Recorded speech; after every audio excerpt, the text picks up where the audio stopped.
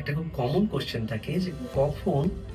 হাঁটুর প্রতিস্থাপন প্রয়োজন, অর্থাৎ নি রিপ্লেসমেন্ট কখন দরকার, অথবা কোন স্টেজে গেলে আপনি জাস্ট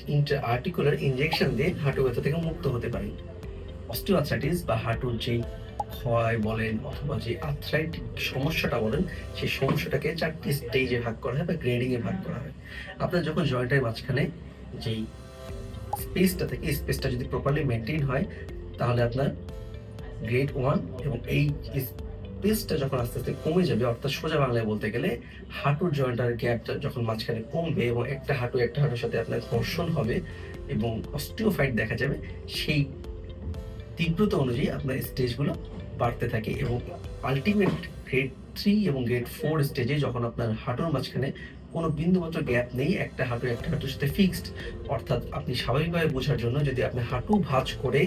নিচে বসতে না পারেন, তাহলে কিন্তু আপনাকে ধরে নিতেই হবে যে এই ক্ষেত্রে এই হাঁটু ব্যথার একমাত্র সমাধান